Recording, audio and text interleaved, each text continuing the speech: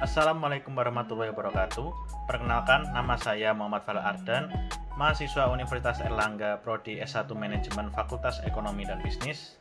Untuk kali ini, dalam rangka memenuhi tugas ujian tengah semester untuk mata kuliah Manajemen Pengambilan Keputusan, saya akan menjelaskan salah satu materi yang saya dapatkan dari mata kuliah ini, yaitu Decision Making Progress atau proses pengambilan keputusan, beserta dengan implementasinya pada suatu perusahaan.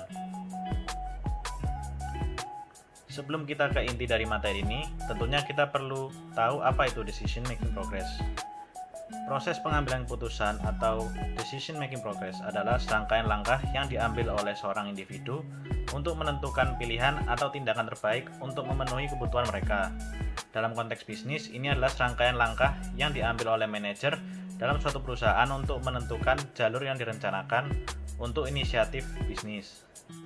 Setelah kita memahami definisi dari Decision Making Progress, kita perlu memahami langkah-langkah yang diperlukan untuk menjalankan proses pengambilan keputusan secara efektif dan benar. Terdapat 5 langkah, yaitu Identify and Define the Problem. Yang kedua yaitu Generate and Evaluate Alternative Course of Action. Ketiga yaitu Decide on a Preferred Course of Action. Keempat, Implement the Decision. Dan yang terakhir, kelima, yaitu Evaluate the Results. Selanjutnya saya akan menjelaskan maksud dari setiap langkah-langkah tersebut. Dimulai dari langkah pertama yaitu Identify and Define the Problem, yaitu mengidentifikasi masalah-masalah yang berpotensi sebagai penghambat untuk mencapai tujuan atau maksud yang diinginkan.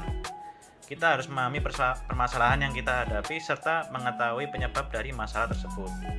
Selanjutnya langkah kedua yaitu Generate and Evaluate Alternative Course of Action. Setelah kita menemukan permasalahannya, tentunya kita perlu menciptakan atau menghasilkan beberapa tindakan alternatif yang dapat dilakukan serta mengevaluasi tindakan alternatif terhadap permasalahan yang dihadapi. Baik, untuk selanjutnya yaitu langkah ketiga, yaitu Decide on a Preferred Course of Action. Kita harus memilih alternatif yang paling efektif dan sesuai untuk memecahkan masalah tersebut. Selanjutnya yaitu langkah keempat, Implement the Decision. Setelah kita memilih alternatif yang paling baik, kita perlu menerapkan alternatif yang telah dipilih tersebut ke dalam tindakan untuk menyelesaikan masalah yang dihadapi.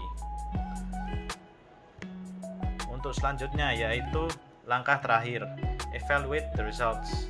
Setelah menerapkan alternatif tersebut, tentunya kita perlu melakukan evaluasi hasil atau hasil keputusan dalam Decision Making Progress untuk melihat apakah masalah telah diatasi dengan baik. Nah, setelah kita memahami pengertian pada langkah-langkah untuk melakukan Decision Making Progress yang benar, saya akan memberikan salah satu contoh kasus sebagai implementasi dari materi ini. Kasus ini diambil dari perusahaan PT Gojek. Sebelum itu, kita perlu memahami perusahaan yang kita bahas kali ini. PT Gojek adalah perusahaan berbasis teknologi yang bertujuan untuk meningkatkan kesejahteraan pekerja atau buruh yang bekerja di sektor informal di Indonesia dan berdampak sosial. PT Gojek merupakan organisasi yang telah tersebar di beberapa wilayah di Indonesia, antara lain Jakarta, Palembang, Makassar, Medan, Yogyakarta, Bandung, Bali, Surabaya, dan lain-lain. Sudah banyak pekerja atau buruh yang mereka miliki, yaitu sekitar 200.000 tukang ojek yang sudah terlatih dan terpercaya di Indonesia. Fungsi dan tugas para pekerja ini adalah menyediakan jasa transportasi, mengantarkan barang, dan lain-lain. Ada beberapa layanan yang diberikan oleh organisasi PT Gojek ini, yaitu GoRide, GoCar, Massage, GoFood, GoClean, GoBox, GoMart, GoPulsa, GoOtomatis, GoBusway, GoTix, GoSend, GoClaim, dan GoMed. Dalam memberikan layanan, Gojek berdasarkan 3 nilai utama, yaitu kecepatan, inovasi, dan dampak sosial. Setiap pekerja yang bekerja di PT Gojek mendapatkan jaminan kesehatan, kecelakaan, dan mendapatkan akses lebih kepada pelanggan melalui aplikasi yang telah dibuat oleh PT Gojek. Nah, selanjutnya kita akan menuju ke permasalahan dari PT Gojek sendiri. Jadi ringkasan dari permasalahannya yaitu konflik yang terjadi antara tukang ojek dengan organisasi berawal dari pemogokan yang dilakukan oleh sopir Gojek. Hal ini terjadi karena beberapa alasan.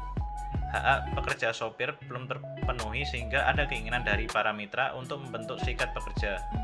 Dapatkan bahwa status kemitraan saat ini antara pekerja driver Gojek dan PT Gojek telah melanggar Undang-Undang Nomor 13 Tahun 2003 tentang Ketenagakerjaan. Kejadian ini berujung pada aksi demonstrasi oleh para pekerja driver Gojek di depan PT Gojek.